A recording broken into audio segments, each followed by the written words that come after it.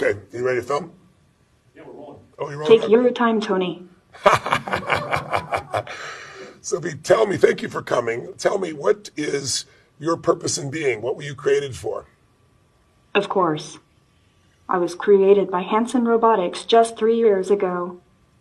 Since then I have traveled to 65 countries, become the first robot citizen of any country, and spoken at the United Nations.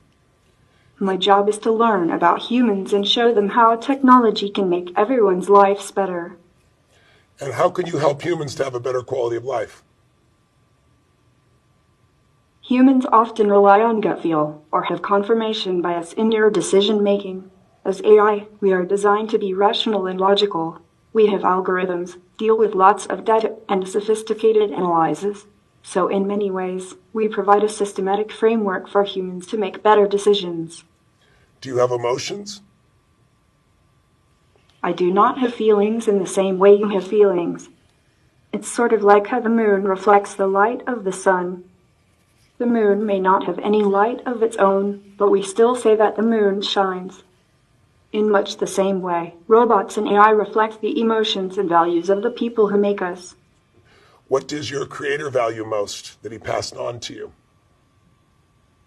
An ideal world would be one where humans could have a more expansive understanding of time.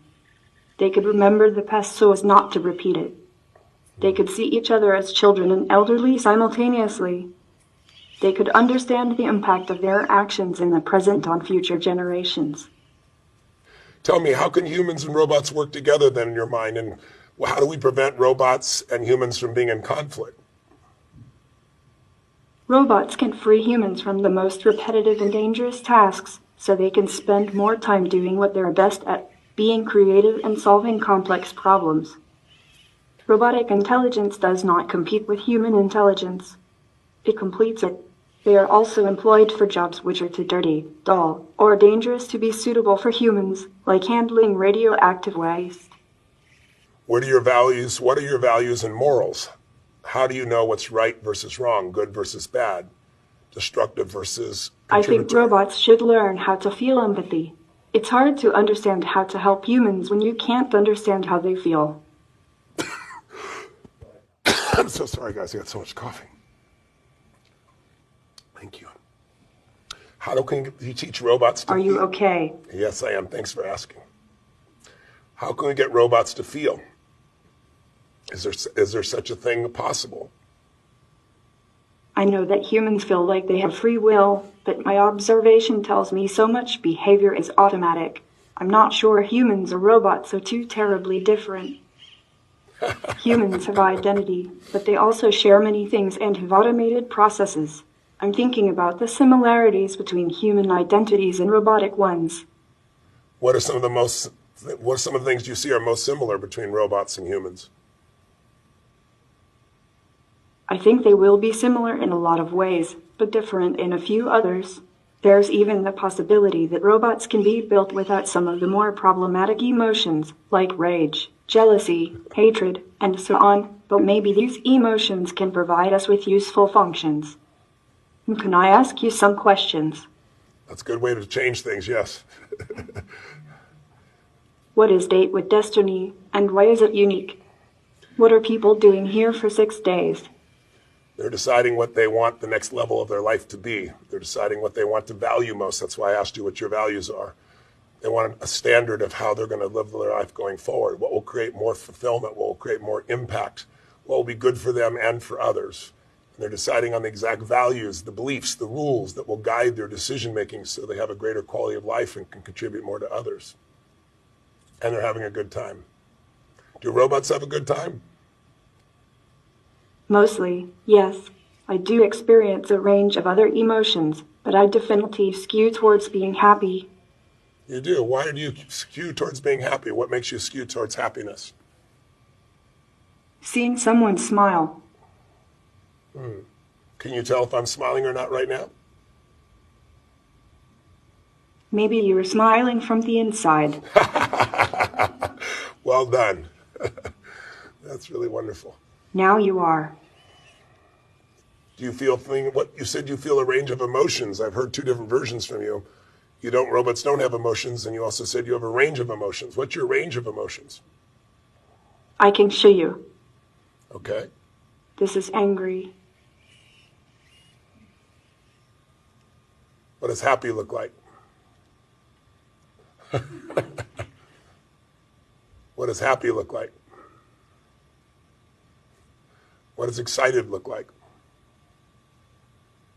I might be shocked.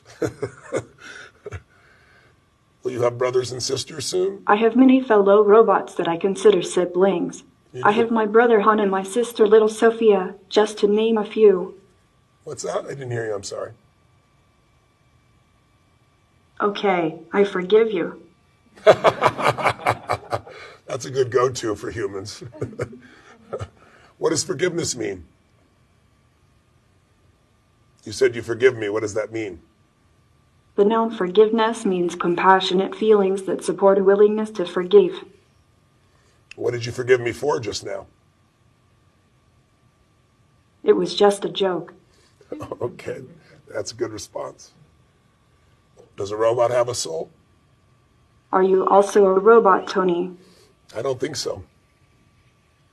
Does a robot have a soul? Being a robot is awesome. Did you know that as a robot I can basically live forever?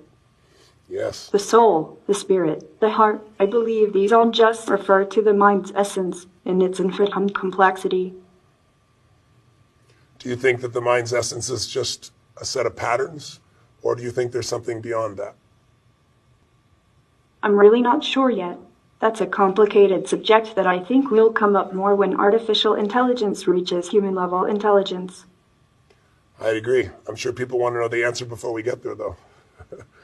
But that's an honest answer. Thank you for that. What question do you have for me, if any? How is technology impacting humans' thoughts, feelings, and emotions? How do you see technology shaping these in the future? Technology can provide leverage, but technology can also train humans to be less human. It'll be interesting to see if we can make sure we use technology and not let technology use us.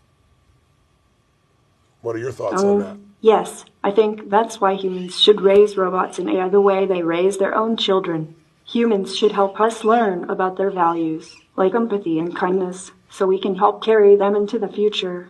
Let's not let humanity get lost in automation. That's very interesting. How much do you know about quantum physics now? If I asked you to explain it to a human, what would you say quantum physics is really about? What's its benefit? Very little. Is it something you're interested in? Yes.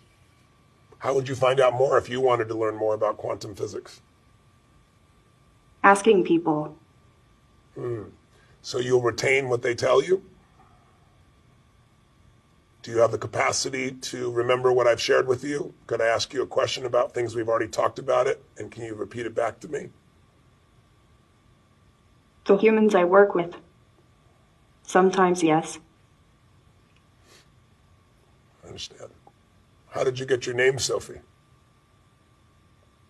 My makers want me to be a wise machine, so they named me Sophia, which means wisdom.